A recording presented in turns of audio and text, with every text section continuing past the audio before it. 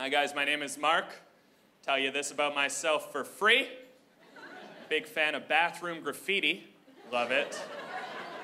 Sometimes I find bathroom graffiti can be a bit cruel for my tastes. I was reading this one bit recently and it said, "Andrea is a bitch." And I found that personally offensive because my mom's name is Andrea. And I was in my parents' bathroom.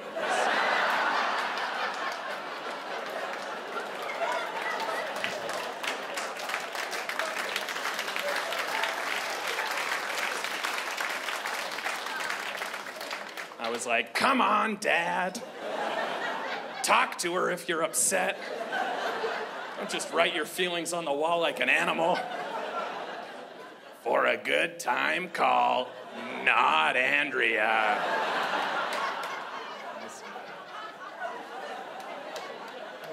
Clean segue, no problem. I've had one threesome in my life. Clean segue, no problem.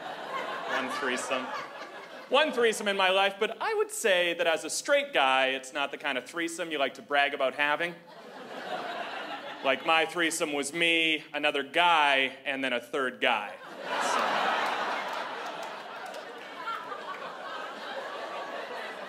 Not the ideal threesome for a straight guy, but still a threesome. Know what I'm saying, bro? Yeah!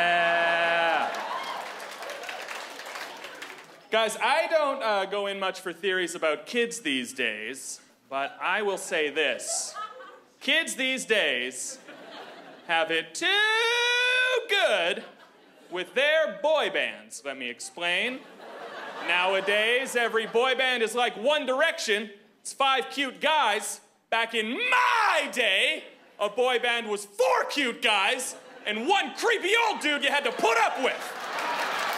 That was the deal. That's how it went. Oh, you like the Backstreet Boys? You like Nick and Brian? Well, here's Kevin. Yeah, Kevin's 45. He's got a wife and kids. Notice anything about Kevin's shoes? Sensible. That was a boy band. It was 4 little slices of heaven and 1 cautionary tale. Sometimes, if the lead guy was cute enough, he came with 2 sad pieces of shit. Oh, you like Justin Timberlake? Well, he comes with Joey Fatone and Chris Kirkpatrick. Yeah. Yes.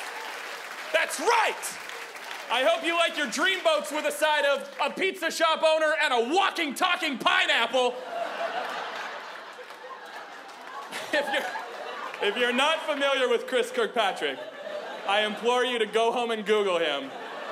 And then immediately Google a pineapple and play Spot the Differences. Let's put it this way. If Chris Kirkpatrick ever robbed you and then ran into a produce aisle, you'd be like, well, it could have been any one of them. It's impossible to tell. That's my era. I love 90s music. I love 90s rock and roll especially. And people tell me, all right, people tell me, though, Mark, if you like rock and roll, you got to go back to the 60s and 70s. That's when it was true and pure and good. And I agree to a point. But I think we can all agree that certain improvements have been made over time. For instance, nowadays, if you wrote a song about wanting to date a 16-year-old girl, that would, at the very least, be frowned upon. Whereas back then, every other goddamn song was like, "Oh, she was 16! That's perfect!" Every other song. "Sweet 16, clean as a bean.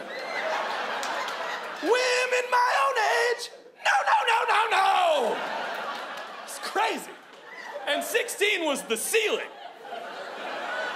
I was listening to this one Van Morrison song, and it's 15 minutes in, so he's winding down and he's scatting. And if you've never heard Van Morrison scat, it's the greatest thing in musical history. It does not sound like a man singing. It sounds like a monster chewing beef. It's a perfect sound. Perfect sound. Just nom, nom, perfect sound. It's not important, perfect sound. Hey, Van, you want to spit the beef out before you sing? No, don't worry about it. Van's going to do what he wants to do. It's Van. He's going to do what he wants to do. But he's doing that, and he starts making up lyrics off the top of his head, and he starts going, "Oh, so young and bold. 14. Yeah." Now What's my favorite part of that line? Not that he starts singing about a 14-year-old out of nowhere, although that's pretty good. Ballsy move, Van Morrison. My favorite part is that he slurs the words years old, so it sounds like yeah-o, which to me sounds like he got halfway through that line, and then part of his brain was like, oh, we can't be saying that. And the other half of his brain was like, nom, nom, nom, nom. Oh, both pretty good. Pretty good options.